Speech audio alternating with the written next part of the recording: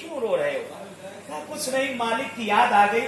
बहुत अच्छा मालिक था, बचपन से मुझे पाला था, बचपन से मुझे अपने साथ रखा था उसने, हर चीज मेरी पूरी की उसने, कभी भी मुझे जरा बराबर उससे कोई यानी ईजा और अजियत न रही।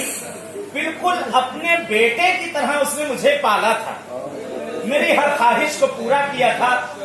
आज तक कभी मैं अपने मालिक से जुदा नहीं हुआ था, आज पहली मर्तबा है कि मैं अपने मालिक से जुदा हुआ। कहते हैं वो सवार, उसकी आंखों में भी अश्क आ गए। कहता जाओ, मैंने तुमको आजाद किया, हाथों को जोड़कर खड़ा हो गया, मुझसे गलती हो गई, मुझे माफ कर दो। क्या करूं, बचपन से साथ में था, इसलिए मुझे उसकी याद आ गई। आप मुझे वापस ना करो, वरना मेरा मालिक बहुत नाराज होगा, उसे पैसों की सख्त जरूरत है। क्योंकि ये लाख इसरार कर रहा है, लेकिन ये मानने के लिए तैयार नहीं, जवान जाने के लिए तैयार नहीं। कहते एक मर्तबा ये लेकर कुछ दूर चला, और चलने के बाद कहता है लो ये पैसा मैंने और तुमको दिया, तुम अपने मालिक के पास पलट जाओ।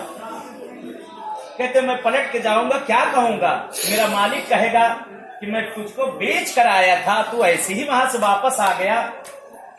फिर अपने मालिक से जाकर कह देना, अब ये पैसा भी कुछ है उसको दे देना, कह देना कि जिसके लिए तूने इतना एहसान किया है, जिसने अपनी जवान औलाद को उसके लिए बेच दिया,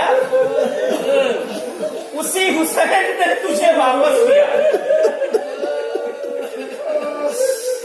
तेरे बाप ने मेरे अकबर पे तुझे परवान चढ़ाया है, मैं तुझे अपने अकबर के लिए कहना था, एक मर्तबा कदमों को पकड़ता है, हे आका आओ और यहाँ। कहते हैं ये कहना था कि वहां से आका हुसैन की सवारी गायब हुई, ये पलट के आया घर पे, फर्श अज़ा बिछी हुई है।